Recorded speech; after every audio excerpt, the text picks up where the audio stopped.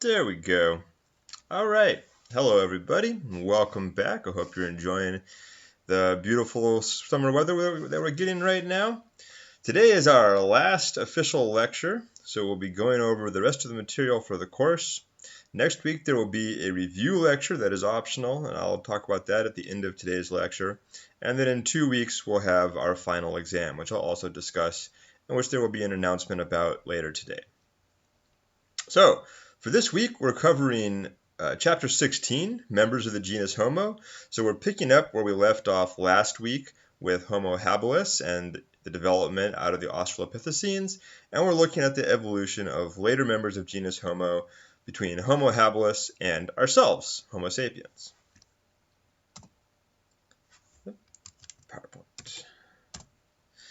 So here's the lineup, the usual suspects. You have Homo habilis on the left there, and remember that many of the species we looked at last week had human-like bodies but ape-like heads, so they were examples of mosaic evolution, where some traits were evolved into something quite close to what we have now, and other traits were still quite ape-like. Then there's us, Homo sapiens, and then a bunch of other individuals that we'll be looking at over the course of the class, with the exception of Paranthropus boisei. Remember, a robust Australopithecine who we looked at last week. So for this week, the learning objectives will be that you want to know the major species in genus Homo that we are going to talk about today. You're going to want to know what distinguishes them physically and in terms of their technology, because we're going to look at the development of tool technology and its use by members of genus Homo. And you want to know the major theories for human dispersal across the whole world, because of course, as you know, we live everywhere in the entire world, and most of the species we looked at last week were confined to Central Africa. So the transition between those two states is something important that we want to understand. For a long time, a big question in human evolution has been, where is the transitional species between the Australopithecines and genus Homo? And part of the problem is that there are lots of these species that overlap in time and existed at the same time as each other, and also the fossil record has gaps in it, as we discussed last week. So you'll see here on the slide, we have the transition from Australopithecus garhi to Homo habilis, right, where we see the development of Oldowan tools and then the widespread use of Oldowan tools. But there are many species of Australopithecus that didn't even exist at that point in time, and then appeared and continued to exist for quite some time in concert with Homo habilis and Homo erectus. So if you looked at a textbook in this class, say in the 1950s, you would have seen a unilineal evolution where each species evolved out of the previous species. And now we know that's not the case. It's more like a very complex family tree with lots of cousins and crossovers and gaps in it where we're not sure who's descended from who. And every year we add new data to that family tree and fill in those gaps and rearrange the tree a little bit. And we'll talk about some of the evidence for that process at the end of the lecture. So there is no transitional species. There's no missing link, if you've ever heard that term. We can simply look at the progression of different species and how they existed or didn't exist at certain times. However, the big break for looking at genus Homo is the evidence of stone tool use, which was for a long time thought to begin with Homo habilis, and the distinction between Homo habilis and the Australopithecines was made on that premise, and that happens around 2.5 million years ago. So 2.5 million years ago, Oldowan stone tools. We're going to consider that the genus Homo begins with species appearing around that time, and that tool use is part of what distinguishes them from the Australopithecines, with garhi being the exception.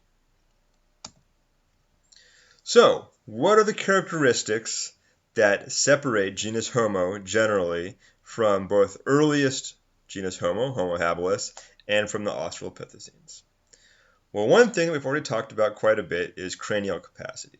And so with genus Homo, we see that cranial capacity starts to shoot up over time and become quite large, and cranial capacity, of course, is a proxy for brain size, and brain size is a proxy for intelligence.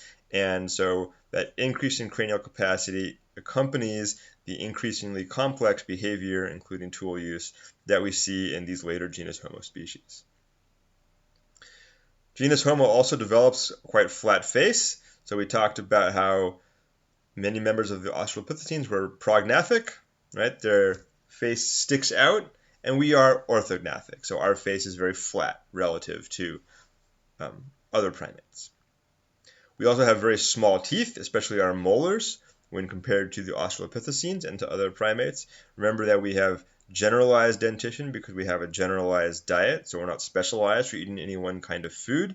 But also in general, especially in Homo sapiens, our mandible and dentition are quite delicate relative to other primates. And all members of genus Homo are obligate bipeds. So recall that Homo habilis was a habitual biped, we think, and all the Australopithecines were habitual bipeds. By the time you get to Homo heidelbergensis, who we'll look at in a moment, or Homo neanderthalensis, they're definitely habitual bipeds who walked around more or less the same as we did. And then, of course, you have us. We are completely habitual bipeds. We also see that in addition to using tools, genus Homo develops relatively rapidly more and more complex tools, and we'll look at some examples of that. Genus Homo has a very vertical forehead. Remember that we have a big frontal lobe. We need lots of space in our cranium to allow for that. So we don't have a post-orbital constriction. Our cranium does not get narrow right behind our eyes. This space is greatly inflated compared to the skulls of earlier members of our lineage. And so in general, our whole cranium is wide, round, and tall. So if you've ever seen, pictures of aliens with big exaggerated heads, we look like that in relation to Neanderthals or Homo erectus. Our heads are already weirdly big, wide, round, and tall compared to all of our ancestors. And finally, genus Homo has a wide geographic distribution. So all the species looked at last week existed only in Africa and only in certain parts of Africa, mostly in Eastern Africa and in Southern Africa and in what's now the Congo. The species you look at this week totally break that mold. The first thing Homo erectus does that's really notable is leave Africa and radiate out across much of the world, and subsequent species continue that trend to the point that some of them barely exist in Africa at all. And we'll look at that distribution. All right, so let's begin with the first species that you need to know. That species is Homo erectus. Homo erectus is really important because they exemplify a lot of these changes in trends, and at the same time, they're well studied because they were found, first examples were found quite a long time ago, and they've been found in a lot of different places in the world, which gives us a broad view of their evolutionary process. And so they lived for quite a long time. They lived from 1.8 million years ago, and remember that the transition to tool use was 2.5 million years ago. And there were still Homo erectus in some parts of the world up to 300,000 years ago. So they existed from a time where tools were just starting to be invented up to a time when many other species were starting to develop. As far as we know, they're the first species of Homo to expand their range outside of Africa, and you can see on the map, those are all the different areas where Homo erectus has been found, and the areas they must have crossed through. So we've never found a Homo erectus in India, but we found Homo erectus in Western Asia, and we found Homo erectus in Eastern Asia, and so they must have traveled at some point between those two spaces, between Dmanisi and Zucudian, right? And so, although we haven't found any fossils in those areas, they must have gone through those areas somehow. However, we hadn't found any Homo erectus outside of Africa until 1991. And so this is a great example of how this discipline is always developing and there's always room for new evidence. When I was an undergrad, this was still a big discovery. They were still discussing whether this was Homo erectus at Dmanisi, and we hadn't found the ones in Asia. So when I was an undergraduate, this was the only site outside of Africa that had Homo erectus. And this and all of this has been discovered in the interim and worked up. So in 20 years or 30 years, you may be looking at an article or a map that shows a completely different picture of Homo erectus distribution, because I certainly am. They had a very large cranial capacity. Their average is 950 cubic centimeters, and so that is quite large compared to 650 in Homo habilis, right? Almost 50% bigger. However, we see a big variation across the populations in different areas. So we have multiple Homo erectus skeletons from most of these sites. Some of them have pretty small craniums, like 650 cubic centimeters. Some of them have incredibly large craniums, like 1,200 cubic centimeters. That's getting close to Homo sapiens, and that creates that average of 950. So what we may be looking at is some broad variation across the species, and we'll touch on that again in a second. So what do they look like? Here's a typical Homo erectus skull. You can see that it's still quite different from a human skull. So they have a very long, low cranium. Remember that we have a weirdly high cranium. They have very pronounced brow ridges still, similar to Homo habilis. They have something called an occipital torus. So on the occipital bone, which you remember is the bone at the back of the skull, there's this bump that sticks out. And we generally don't have that, but we will see this bump in other species as we move on. Their mandibles and their teeth are a lot smaller than the mandibles and teeth of Homo habilis or than Australopithecines. They're not yet as small as ours, but they're getting more delicate. And this tells us that they probably had a different diet, especially compared to the Australopithecines. So remember that many Australopithecines were plant eaters for the most part. They had relatively large teeth, especially the robust Australopithecines, and they probably lived mostly on the edge of the forest along the savanna or in the forest and were eating plant foods that were available in those environments. This change in diet that we infer from the change in teeth in Homo erectus tells us, even if we didn't know about these skeletons outside of Africa, that they were moving into a new dietary system and probably moving into a new environment, right? And so we're starting to look at the possibility that they're living in places that are not the forest or savanna, that they're having to adapt to new food availability. Maybe they're eating more meat, maybe they're eating a wider variety of foods, and this probably helped them when they started spreading out into new areas because, of course, the environment in the Caucasus Mountains or in China is quite different than the environment in Africa, regardless of which time period you're in. Now, the really big thing is that Homo erectus makes and uses an entirely new type of stone tool technology that's much more complex than the older one and that lasted for a very long time and spread all over the world with them. So we do have examples of Homo erectus using Oldowan tools, which we looked at last week. And remember that Oldowan tools are pretty limited to choppers made by removing flakes from a rock and the flakes themselves, which can be sharp, but which weren't modified significantly. So they would only knock one or two pieces off to make a sharp edge, and that was kind of the limit of Oldowan tools.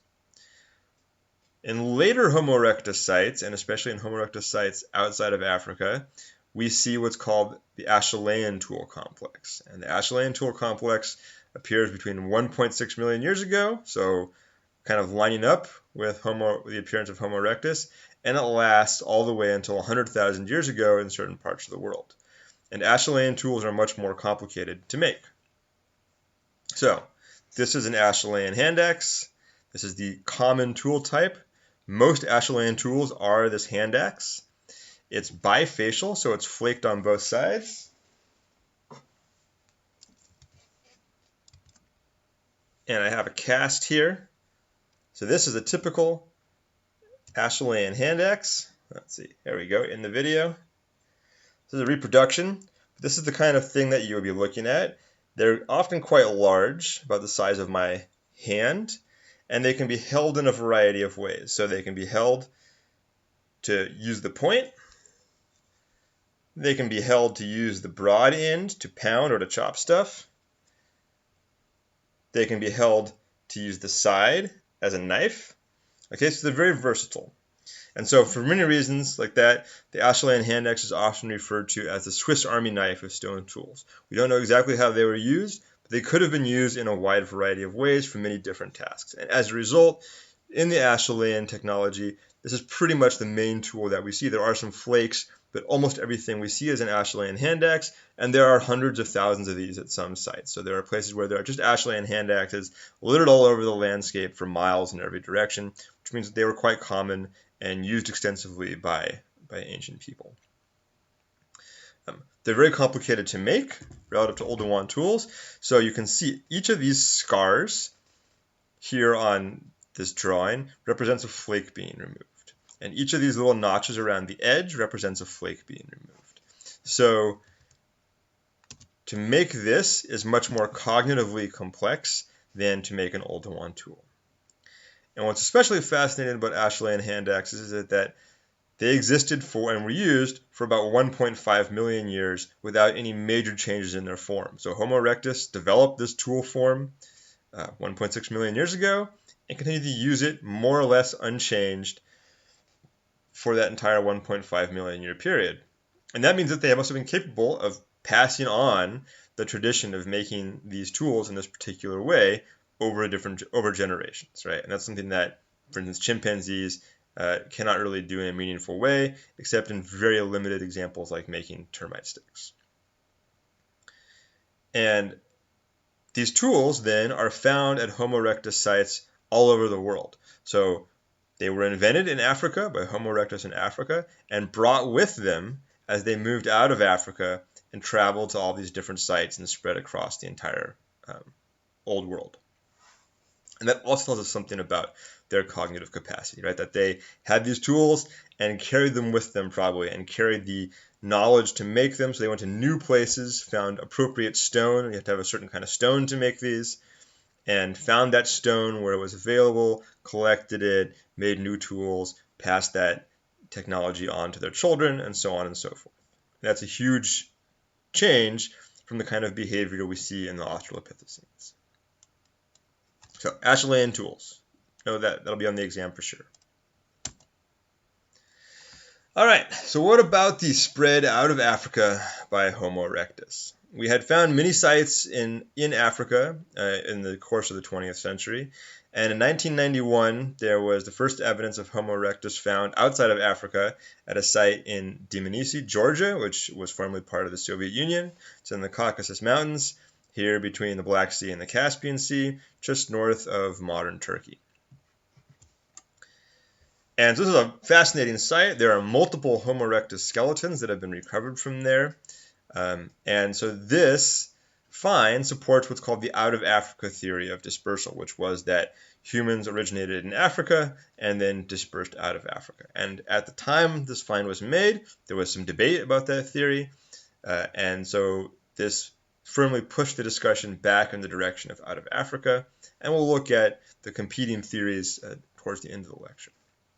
So then the question is, well, why did Homo erectus move? We have millions of years of evolution taking place in Africa, where species seem perfectly content to adapt to the African environment, and all of a sudden we have this one species that doesn't just move to Egypt or to the Middle East. They move all the way to the Caucasus Mountains to an environment that's quite different, and there are probably fossils in between that we haven't found.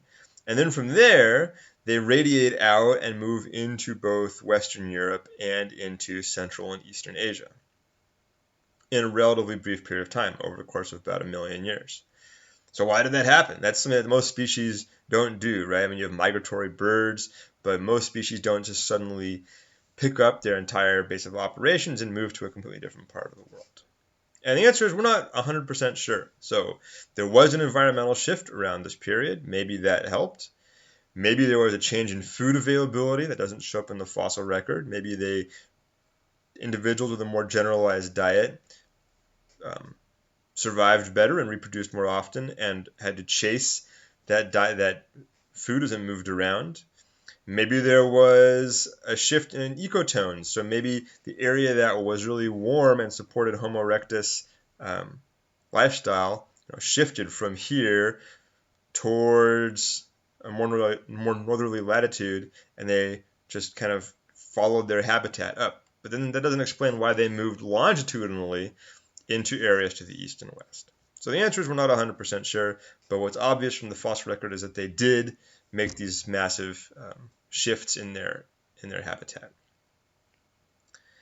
And what enabled them to do that? So most species can't do that because they can't just move around, suddenly shift to a new environment and adapt, right? Well, they had a very generalized diet. So if you can eat anything, then you can adjust to changes in the weather or changes in the situation by just eating whatever is available. That really helps. Dogs are great at that. That's why dogs exist in all environments, or in most environments. They had what we would call a modern body shape, so they resembled us physically in a lot of ways, from the cranium down. And they were obligate bipeds, so they were very mobile, right? So they could easily move to a new location and keep moving if they had to. And they had this flexible tool technology with the Acheulean hand axe. So the Acheulean hand axe allows you to do a wide variety of things: chop, cut, scrape, and that opens up lots of possibilities for processing new kinds of food. Think back to monkeys cracking nuts, right? For processing materials in your environment. We don't have any evidence of that in Homo erectus, but later members of genus Homo used tools to impact their environment in various ways. Maybe they had already started doing that at this time. Maybe they were using, Acheulean hand axes to help dig holes or to cut pieces of wood. So that tool technology gave them the flexibility to move around and adapt to their environment, and we'll look at how that works also a little further down the road here. So how did that transition work? They started moving out of Africa around 1.75 million years ago, and by 1.6 million years ago, we already see them in Southeast Asia. So once they started moving, they are very mobile. They can move quite quickly in sort of geological time sense. Of course, 0.1 million years ago is a long time for you and me, but in the sense of evolutionary history, it's not that long. One interesting note is that we do see a lot of variation in Homo erectus between different areas. So non-African Homo erectus is much more robust, especially the ones at Dmanisi. Possibly that's due to a colder climate. So remember Bergmann's rule that people who adapt to cold environments tend to be stockier with shorter limbs. Perhaps these are Homo erectus that are more cold adapted. However, there are people who argue that they are different species. And so remember last week we talked about the distinction between splitters and lumpers taxonomically. I'm a lumper. I tend to lump things together. There are splitters, and the splitters would argue that the African branch of Homo erectus should be classified as something different, and they would call that Homo ergaster. And they would make that distinction based on the shift between Oldowan and Acheulean tools. So the very early Homo erectus could be referred to as Homo ergaster, and everyone who uses Acheulean tools would then be the real Homo erectus. We're not going to worry about that distinction, but I would like you to know that it exists. All right, so Homo erectus has left Africa, developed tool technology, and spread out across Europe, Central Asia, and Eastern Asia. What comes after that? The next species we're going to look at is called Homo heidelbergensis. And that's kind of a mouthful. They're just named that because the first example was found in Heidelberg, Germany. So this just means Heidelberg man. And the first specimen of Homo heidelbergensis appears around 600,000 years ago in both Africa and Europe. There may be some examples between 200 and 130,000 years ago in Asia. They're not clearly Homo heidelbergensis. They may be very robust Homo erectus. So the main thing you need to know is that they appeared in both Africa and Europe. And within Europe, they're spread all over the place. There are many Homo heidelbergensis sites. They're relatively common in cave sites. And there are some sites where there are large numbers of individuals. So we have evidence for Homo heidelbergensis communities and for places where Homo heidelbergensis lived for a long time using the same areas over and over again, which is something that, of course, humans do. Right. What does Homo heidelbergensis look like? Again, as you can see from these skulls, they have a long, low cranium, they have huge brow ridges, and they have a huge nasal cavity. So again, we're looking, if we go back by the suit test, right? If you put one of these individuals in a suit and had him walk down the street, he would very obviously not be a Homo sapiens. He would not be one of us, but he would be recognizable as something kind of like a Homo sapiens. So they have completely Homo sapiens-like postcranial traits from the cranium, from the neck down. They are obligate bipeds. They're quite large. They appear to have been very tall. And so they're very similar to us postcranially, except for being somewhat larger, and just quite different in the cranium. So they're much more similar to us than Homo erectus is. They represent a big step in our direction in terms of evolution. Now, there is an argument that they're just archaic, that is very early Homo sapiens. If they're exactly like us from the cranium down, and all they have are, strangely robust craniums, then why isn't that just a human with a weird head? And the answer is that's possible. That was an argument for a long time, and it was only recently that we started to classify them as an entirely separate species. Part of the problem is that there's a huge gap in the fossil record, so between 400,000 years ago and 260,000 years ago, especially in Europe and Africa, we don't have a lot of evidence for fossil hominids. We just haven't been able to find those sites yet. And so we don't really understand the transition, how that cranium shape changed over time between this species and ourselves. Their brain was quite large, much larger than Homo erectus, 1,200 to 1,300 cubic centimeters, but it's smaller than those of modern humans. We're around 1,600 cubic centimeters, but only by a few percentage points, right? So we're already looking at a huge increase in cranial capacity. We have sites of Homo heidelbergensis that are in association with animal remains that are processed. So we know that their diet included both big game animals and some smaller animals.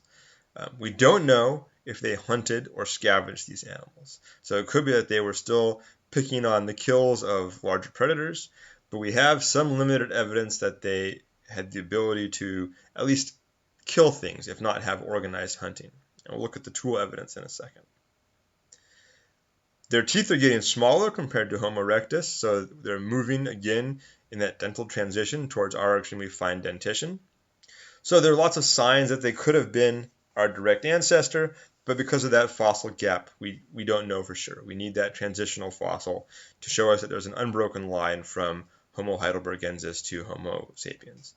And again, all we have of these individuals are fossils, so at this point we can't do DNA analysis of them. We're not yet at the point where we have bones. We'll be looking at an example of that in a little bit. All right, let's talk about Homo heidelbergensis and tools. So, Homo heidelbergensis used the Acheulean hand axe, but later in their history, they used what are called Mousterian tools. And so the Mousterian tool technology represents another huge leap up from the Acheulean hand axe. Mousterian tools appear between 600,000 and 400,000 years ago. So the Acheulean hand axe continued to be used in some places beyond the Mousterian period, but in Homo heidelbergensis, we see that Mousterian tools mostly replace Acheulean tools within the 600 to 400,000 year range. And the really big difference here is that the Acheulean hand axe, remember, was the Swiss Army knife. So you just have the Acheulean hand axe. It's everywhere. They're ubiquitous. People are making lots and lots of them and then using them for various things.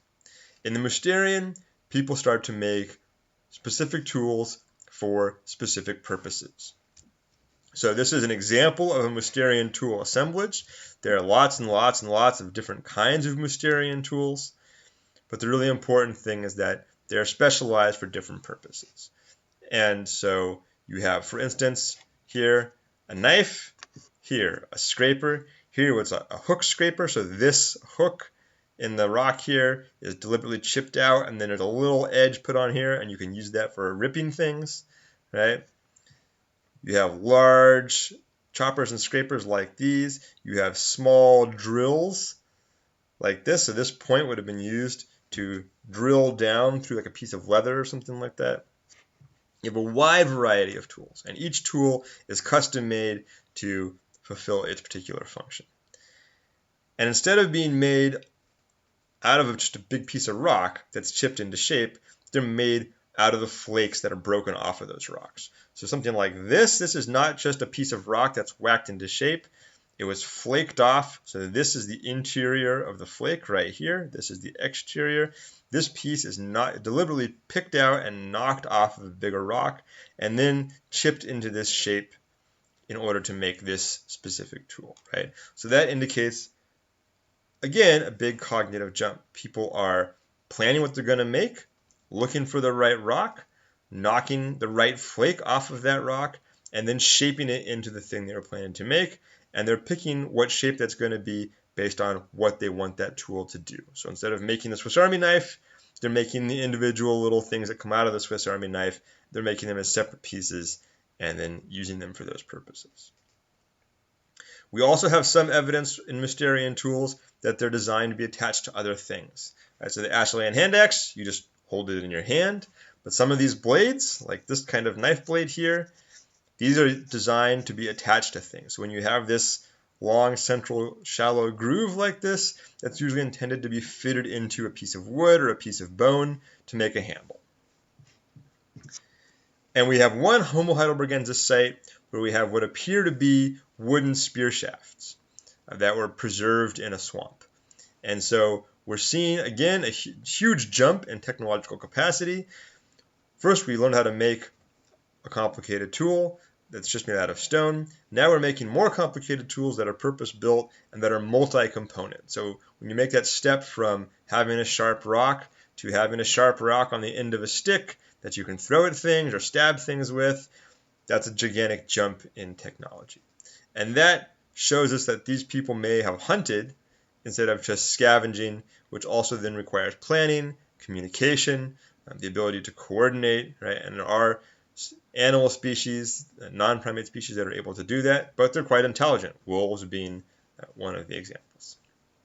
So we're looking at, again, a big cognitive and behavioral transition from the behavior of even from Homo erectus, and certainly compared to Homo habilis. All right, the next species we'll look at is Homo neanderthalensis, which you probably know of as Neanderthals.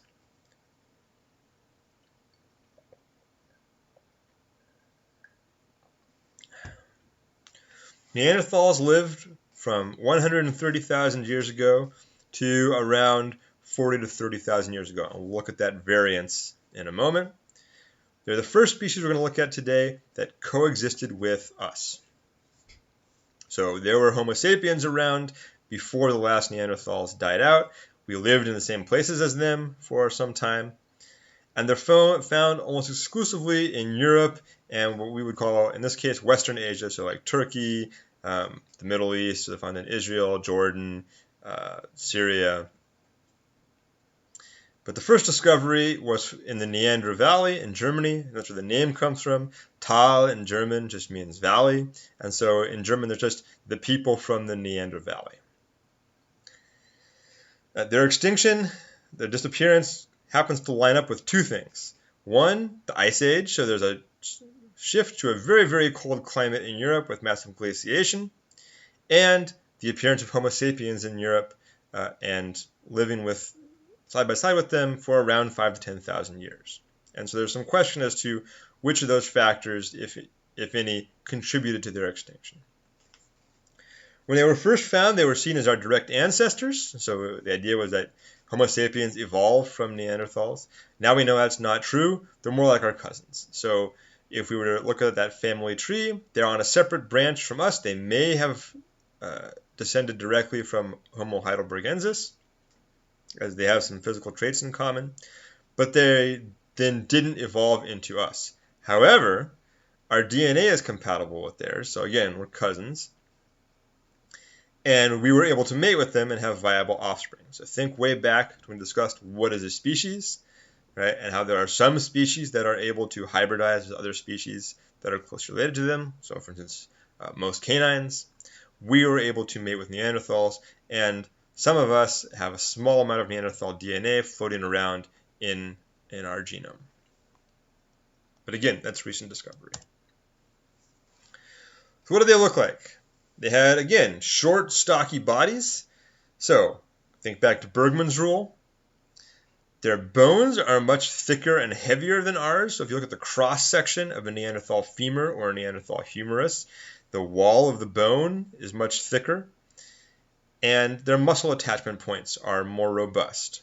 So think back to processes. They have larger, more exaggerated processes, which means they probably had quite large muscles, and the bone was adapted to handle the stress from those muscles, so they were probably a lot stronger than us. And we have a lot of Neanderthal skeletons, and in the case of Neanderthals, we have often bone and not fossils, so we are able to do things like DNA analysis.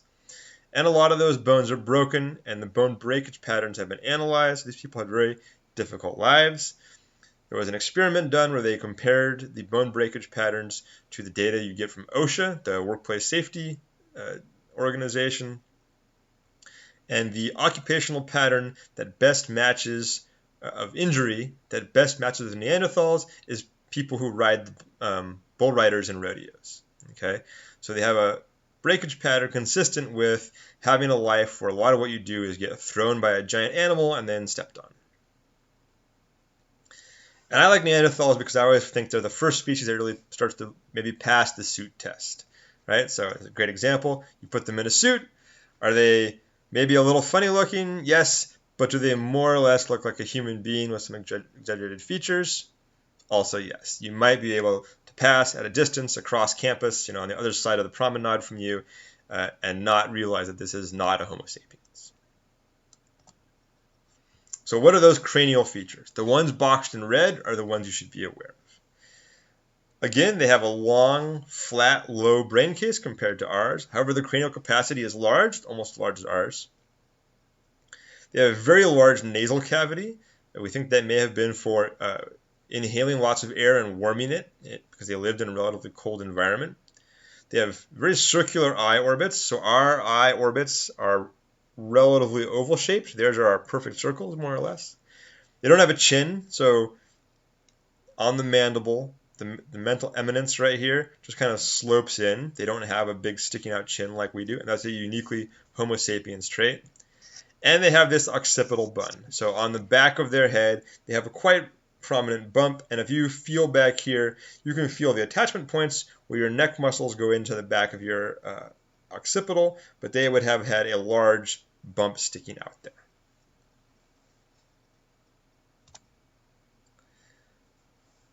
The big thing, however, with Homo neanderthalensis is that they made a huge cultural leap based on their tool technology and on other cultural practices that we see in the archaeological record.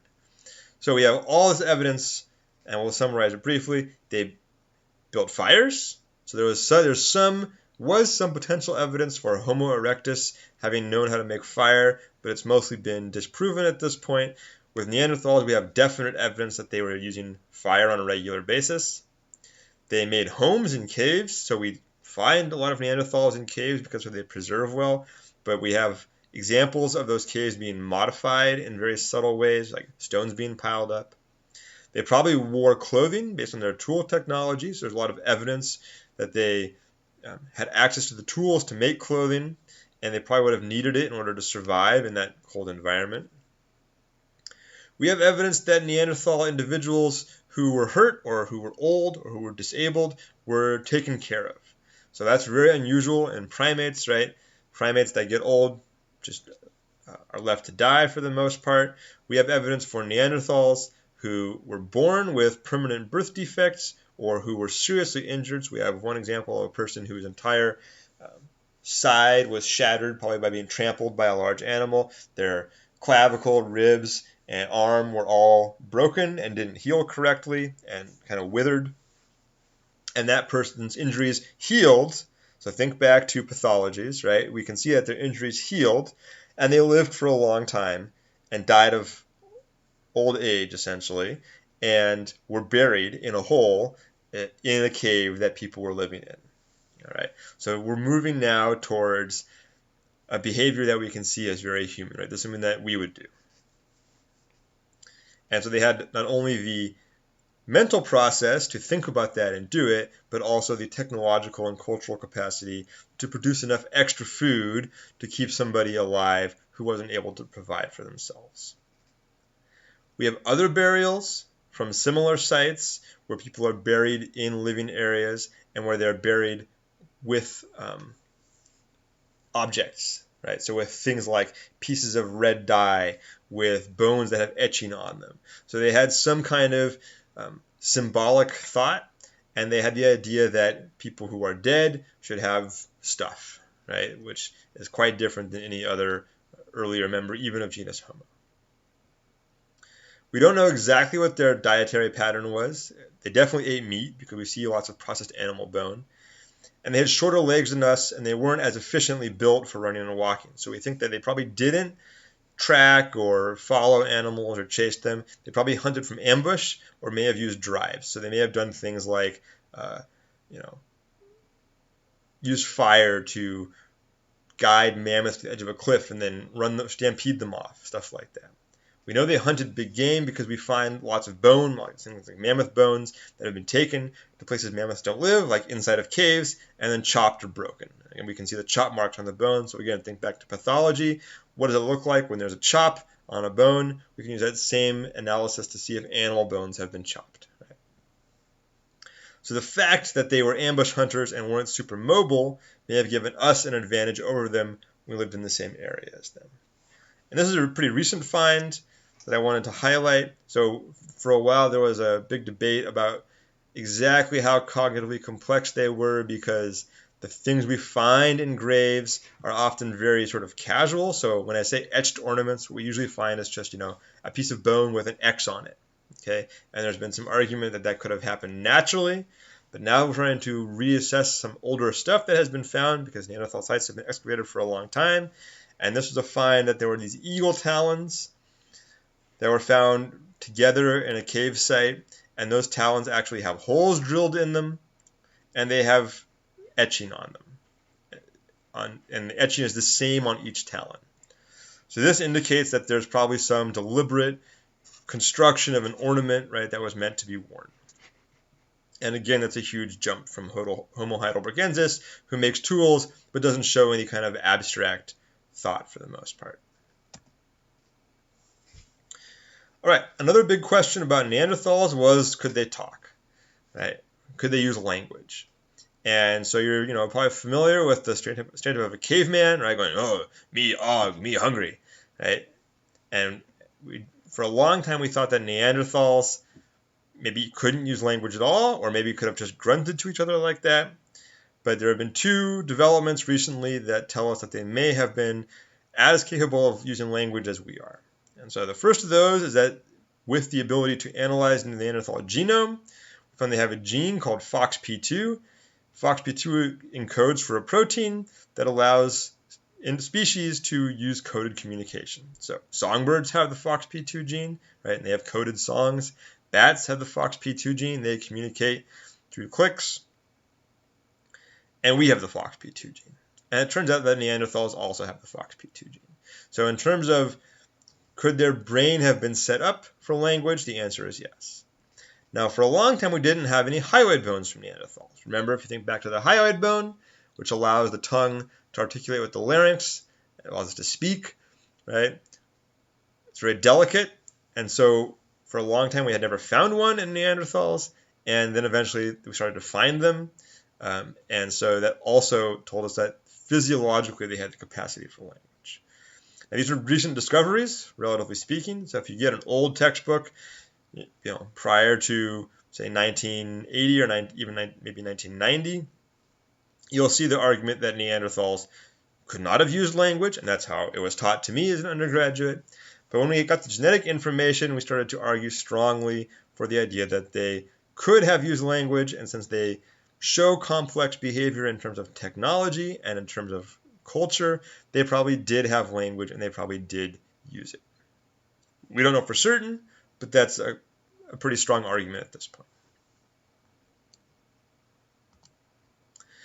Okay, and so then we get to Homo sapiens, ourselves. Anatomically modern humans first appear in East Africa 200,000 years ago. Now, anatomically modern humans is a distinction. There are some individuals who are a little earlier than that who have completely Homo sapiens post-crania, but their cranium is a little different. It's more robust. They have larger brow ridges. They have slightly smaller cranial capacity. So the first humans that look just like us appear 200,000 years ago. By 90,000 years ago, they were in Asia. By 40,000 years ago, they had basically covered all of Europe, and they had reached Australia. And by 15,000 years ago, they had reached the Americas, and by about 10,000 years ago, they had spread across all of the Americas. So again, this is a huge difference, right? Homo erectus went to some places, they spread into some environments. Homo heidelbergensis and Homo neanderthalensis adapted to local environments and lived throughout them. But Homo sapiens is the first species that just spreads to everywhere in the entire world really fast, and as we know, of course, has continued to live all over the world and expand even into the most remote and inhospitable areas. And there are some reasons for that, which we'll get to. So, by now you should be pretty familiar with the Homo sapiens skull, but we'll look at one just to compare to earlier species. So we have a much more gracile and orthognathic face. So our face is very flat compared to even our closest ancestors, and our features are very fine compared to Neanderthals or to Homo heidelbergensis. We barely have brow ridges, right? So our brow ridges are mostly just right here. We don't have a large flare for the most part sticking out on the sides. We have tiny teeth. We have a pronounced chin. So this bump in your mandible, I've said many times in class, is very uniquely Homo sapiens. We're not 100% sure why it's there. One of the arguments is that this is actually taking up the stress from the jaw muscles because our cranium is so huge and so fragile, relatively speaking, that it doesn't really make a good support structure for our jaw muscles, and so we need some extra buttressing in the mandible, and that's maybe why we have a strong jawline and a chin. Our head is very tall and round, so our heads are freakishly large compared to other members of the genus Homo, and we have a very large cranial capacity starting around 1,350 cubic centimeters and going up. We completely lack the occipital bun or torus of our close ancestors, and as you know, we have a very generalized diet. Humans branched out from not just hunting big game with spears, but hunting literally everything, right? Small game, birds, catching fish. These are all adaptations that we don't see in early members of genus Homo. And of course, today eating, Snickers and Big Macs. With Homo sapiens, we see another huge jump in tool technology. So the first ubiquitous thing that we see is what's called the Upper Paleolithic technology. Paleolithic is the old Stone Age. And that appeared between 50,000 years ago and 10,000 years ago. And the big development we see in Upper Paleolithic is that we get elongated flakes that are being turned into blades. So a flake is chipped off, relatively large flake. These are kind of the size of maybe a banana or a knife blade. And then they're being carefully flaked crosswise, back and forth, back and forth, back and forth, and then chipped along the edges to form an extremely sharp blade that's basically just like a knife. And so again, this represents a big leap because it requires a lot of planning, right? A lot of forethought, a lot of skill, and a lot of fine motor control. There are people that do this today, and it's quite involved. And I'll post maybe some videos showing modern flint knapping. And so it requires a lot of thought process. Along with this blade technology, we see an even more specialized toolkit than in the Mousterian. So now they're making every imaginable thing: scrapers, little drills, specialized kinds of knives, arrow points with barbs on them, all this tricky stuff that's quite hard to make and that requires a lot of forethought. And now we have clear evidence that these things are being combined with other materials, right? So we're seeing things like arrowheads that can't be used without being attached to something. Small blades that are made to set into a piece of wood. So you have a piece of wood like this, and then you set the blades in like that, and you make a little scraper or a saw, right? So these are very complex tools that require, again, a lot of planning.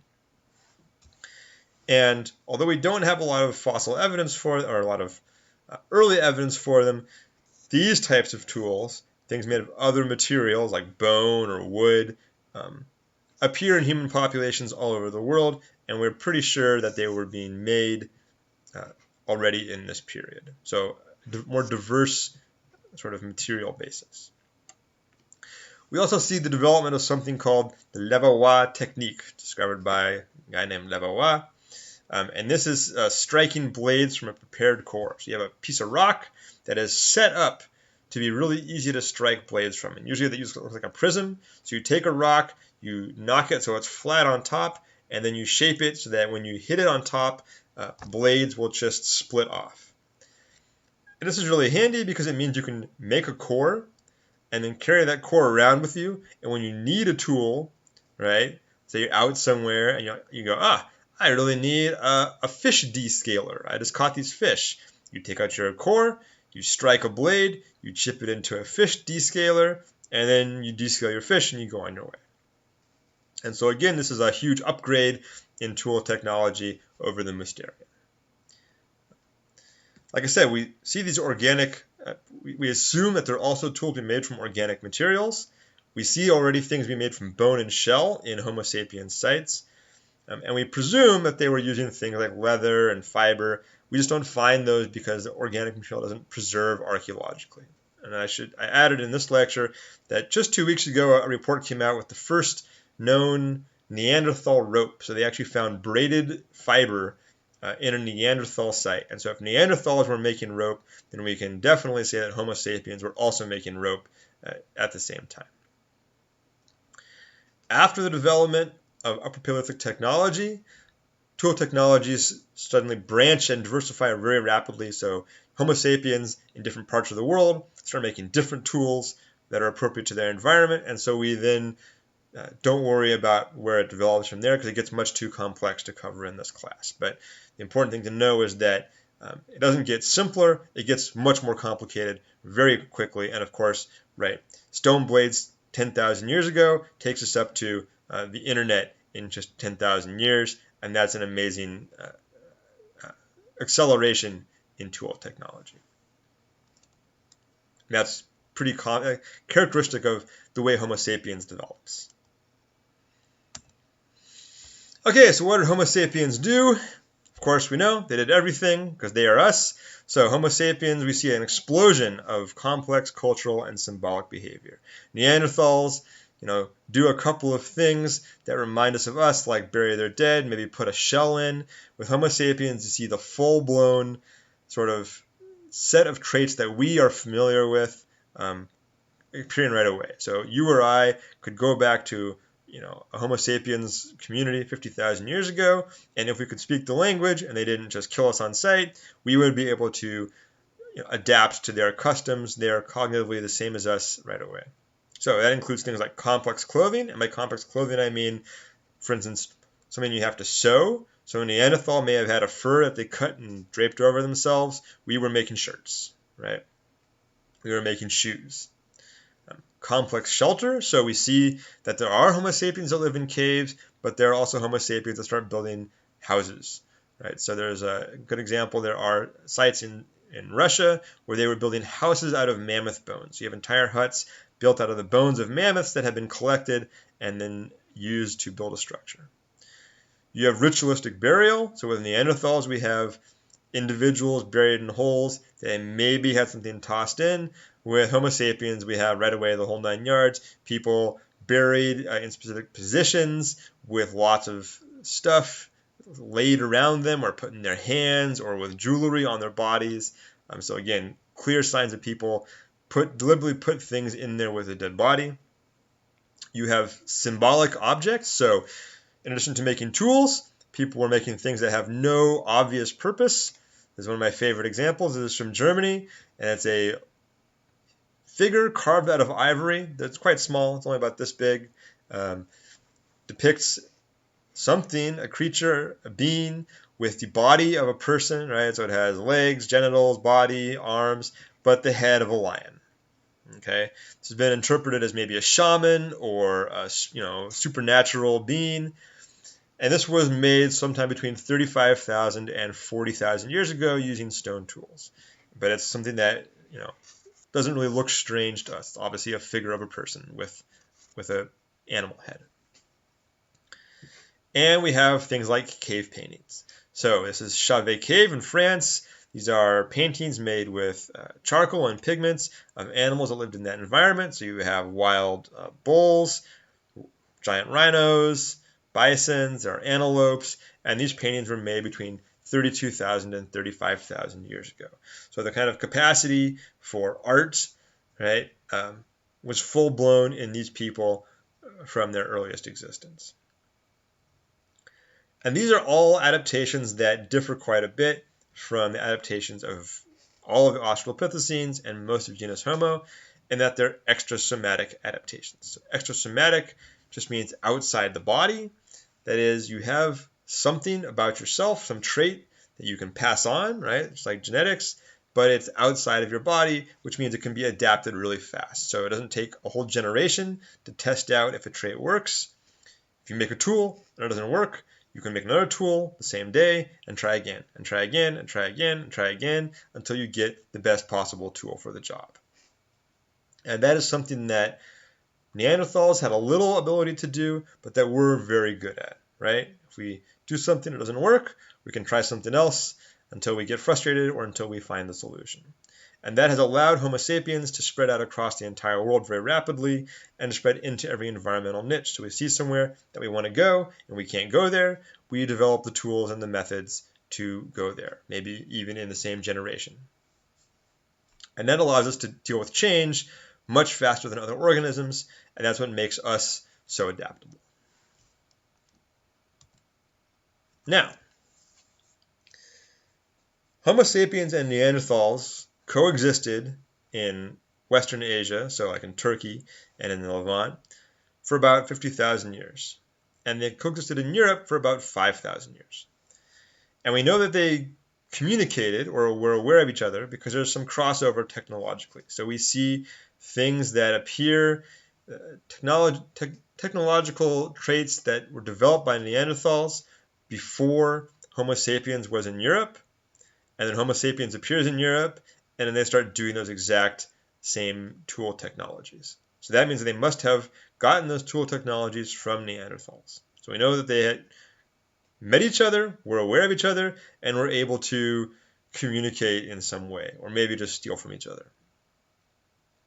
We also know that they must have mated, because with the advent of DNA testing in the early 2000s, we were able to first sequence the Neanderthal genome and the human genome, and then we realized once we had the Neanderthal genome that humans have bits of Neanderthal DNA in them, humans from Europe and Western Asia anyway, and that amount of DNA varies between 1 and 4% in most individuals, and so there were certain populations that had more or less interaction with Neanderthals and mated with them more or less.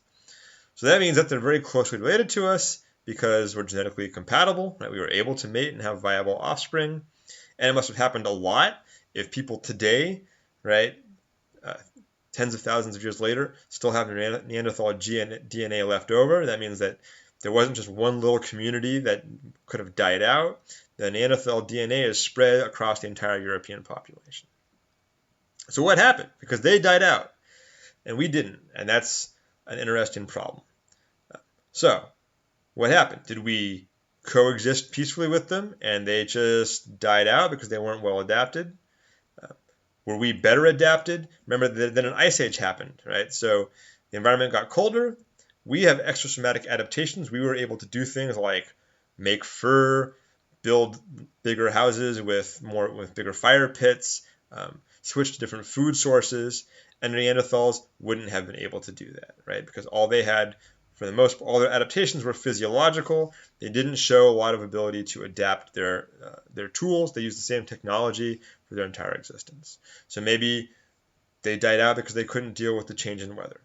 Or did we kill them, right? So it's pretty common for Homo sapiens to look at their neighbors and say, we don't like you very much. We're going to go over and stab you with sharp rocks that we've put on the end of these sticks.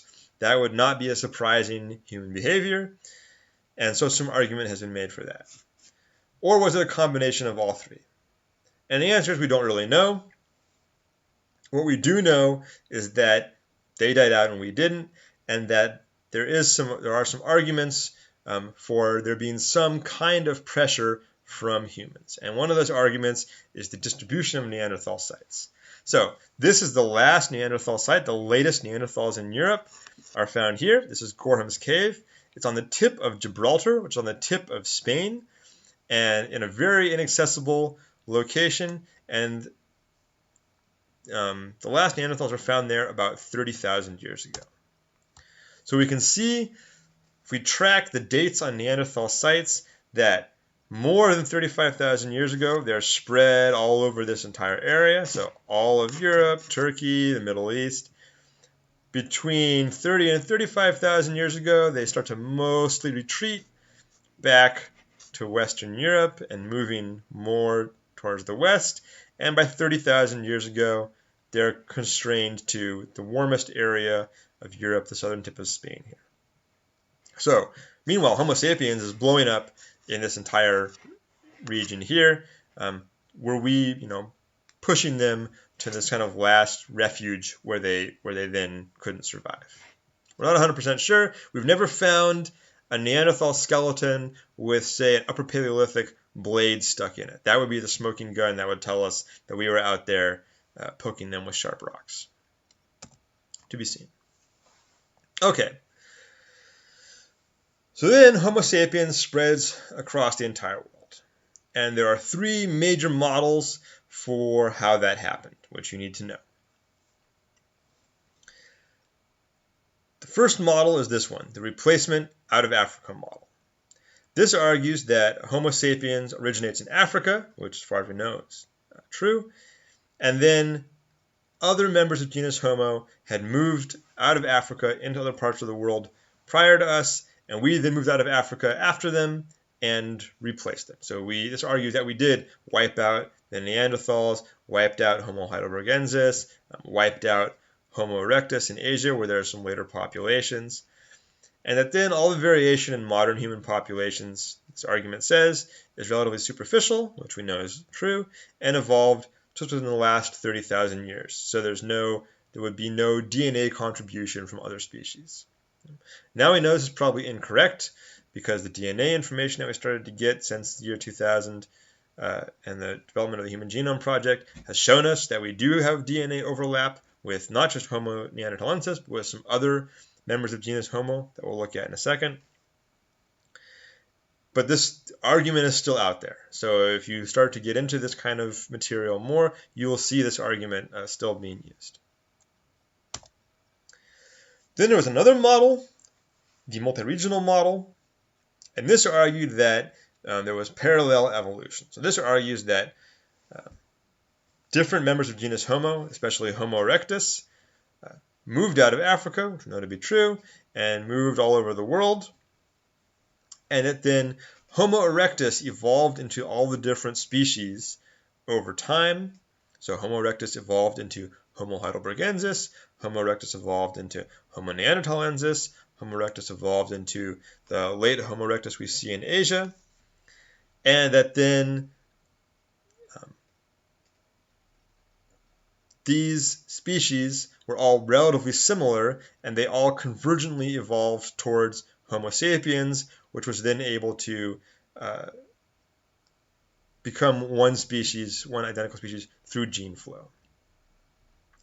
This idea was really popular after we found Homo erectus at Dmanisi and in China, because it showed us that Homo erectus was everywhere, that Homo sapiens went for the most part. But once we got the DNA evidence, we could see that it's not true. So we know now that Homo sapiens is a cousin to many of these other species. We didn't evolve from Neanderthals. We didn't evolve from Homo heidelbergensis. We didn't evolve from early Homo erectus necessarily directly. And so this is also incorrect. But again, it's a recent theory, and you will see it used in some places. Okay, so this is the model that we're currently using. This is the assimilation model, and it sort of combines the out of Africa and multi-regional models while incorporating the DNA evidence. So this argues that Homo sapiens evolved in Africa, then it spread out from Africa to other regions, and in those regions there are already other members of genus Homo. Some were still Homo erectus, some were Homo neanderthalensis, or other species that we're going to look at in a second, and that they were all close enough to interbreed. So Homo sapiens interbred with all those other species, and then for various reasons, all those other species became extinct. And this lines up with both the fossil evidence and the DNA evidence that we currently have. So for now, this is the most widely accepted model, but keep in mind that there's always new evidence being found, right? These earlier models were also recent in and of themselves.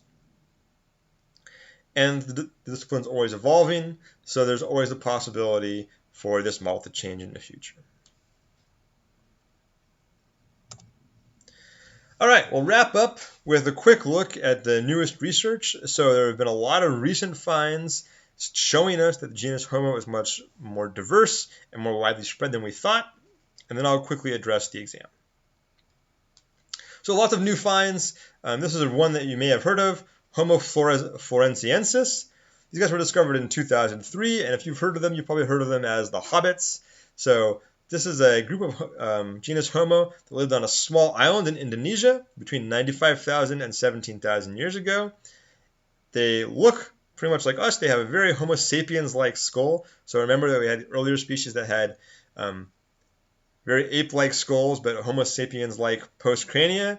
This is different. These are Homo sapiens crania on top of a somewhat slightly more ape-like body. So they have more primitive locomotion. They don't have an arched foot.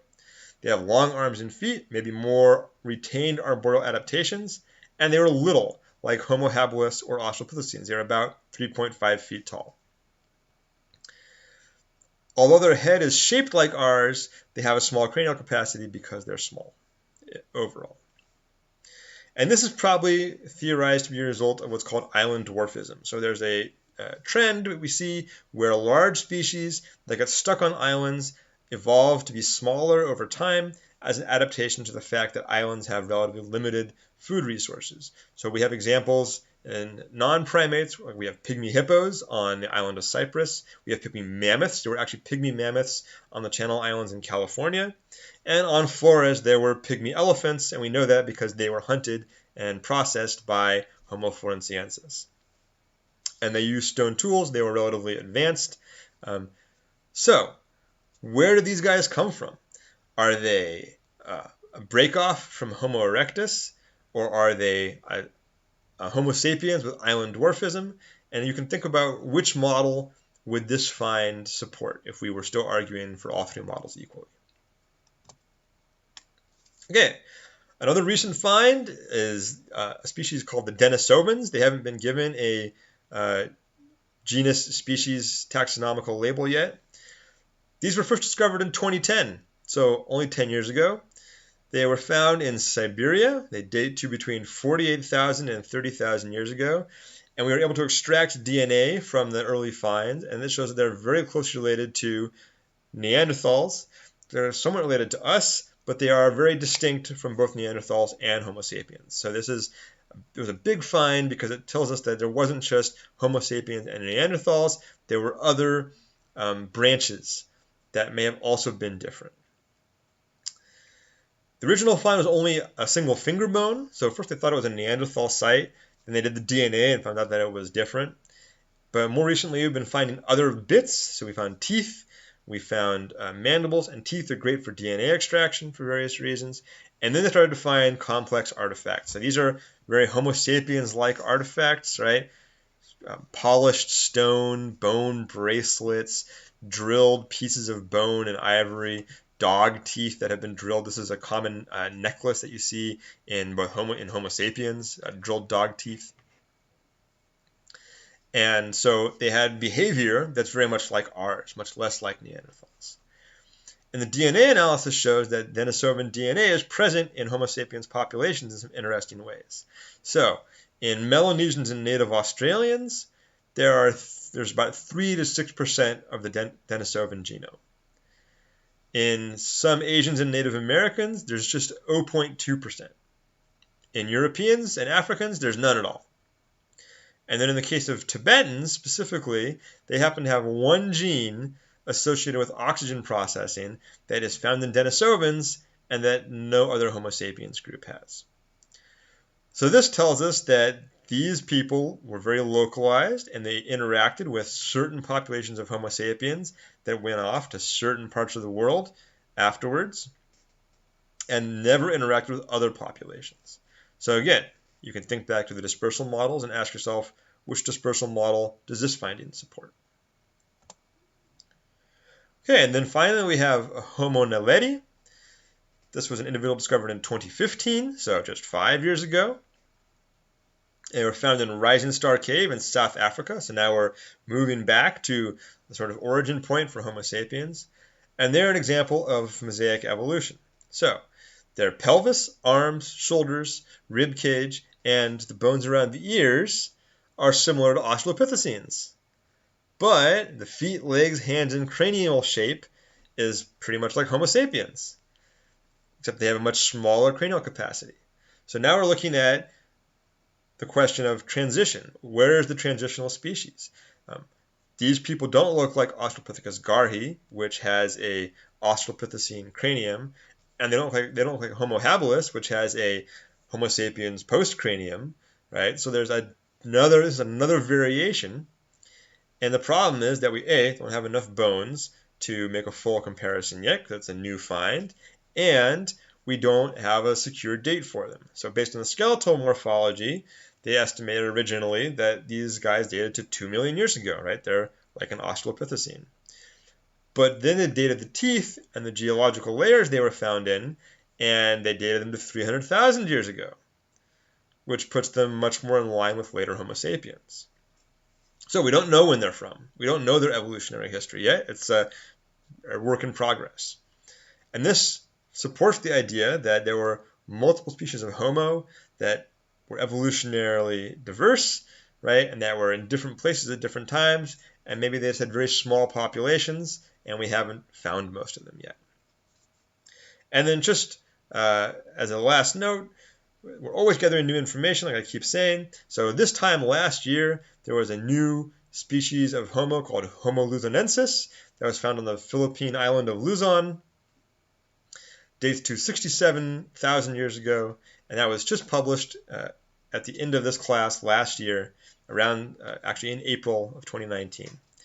And so right after this class ends, I might go on the internet today and find a new article that throws something I taught today out of whack. And that's just the nature of physical anthropology, is there's always new information being found, and we're still developing a lot of these arguments. So keep that in mind as you leave this class and go out into the world. When you encounter physical anthropology news, there's always something new to look for. And so all these species overlapped and have funny time ranges, and there are gaps in the fossil record, and we're always working to fill those things in and to better nail down our understanding of human evolution. It's complicated. All right, that is all the material for this class. For homework this week, if you have the old lab manual, do exercises 1 through 6, use the appendix. If you have the new lab manual, do exercises 1, 2, 4, 5, 6, and 7. There will be a short assignment that I'll post tonight. It is an exam review. So it will be, again, like the other 2 short assignments, sample questions that may or may not be on the exam.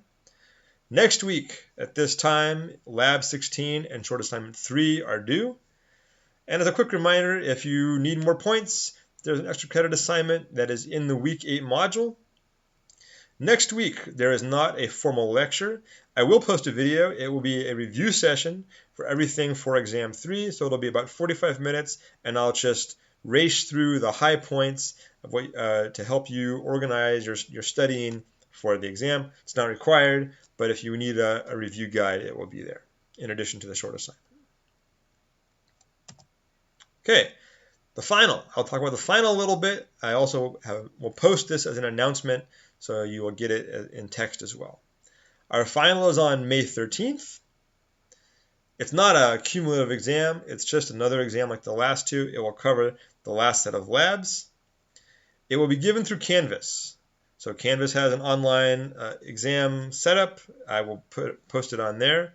It won't be super limited, so my current plan is to make it available all day on May 13th from midnight to midnight, so that if you're a night owl or an early riser or someone who likes to do things late at night, you will have some flexibility. If for some reason that doesn't work for you, please contact me. My intent is to have a 2-hour time limit. That would be the time limit that we would normally have. If you have an issue with that as well, please let me know. How it will be structured? The multiple choice and short answer questions will be exactly the same as previous exams. So there will be 20 multiple choice questions. There will be a large short answer section.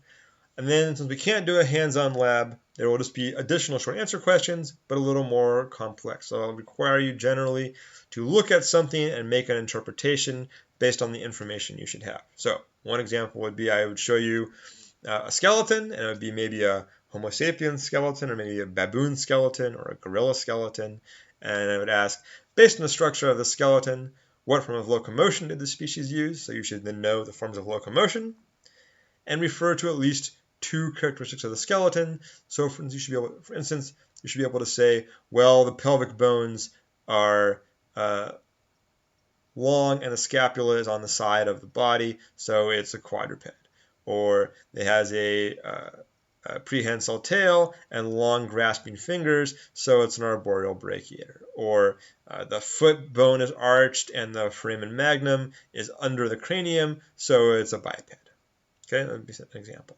Another example might be explain one of the theories for the evolution of primate bipedalism. So we went over 4 theories, right? And give a reason that it might be wrong. So each of those theories we discussed why that theory might be incorrect. And so I'll ask you to access your memory bank, right, and pull that answer out. If you have any questions or concerns about being able to take this exam through Canvas, if you don't have a computer and it's hard to do on your phone, if you don't have reliable internet, if you have any problem that you think might come up, please let me know as soon as you can. I'm happy to make alternate arrangements. I have a couple of ideas of other ways we could do this, but this is the easiest for me and it's the easiest for you, assuming that you do have a computer. And I do need a little advance notice to make that work. So again, for any reason you are concerned that this will be a burden for you, let me know and we'll work something out. It's not my intent to make this difficult. I want everyone to be able to finish the class and take the exam, and I'm happy to work with you. Okay? That's it. Thanks for watching. I hope that you enjoyed the semester as much as you could, and that you learned something, that you'll take something away from this class going forward. And if you have any questions, let me know. I'll be posting this video later today with timestamps because it ran a little long. And I'll be posting some additional material later today as well. Good luck and have a great night. Thank you.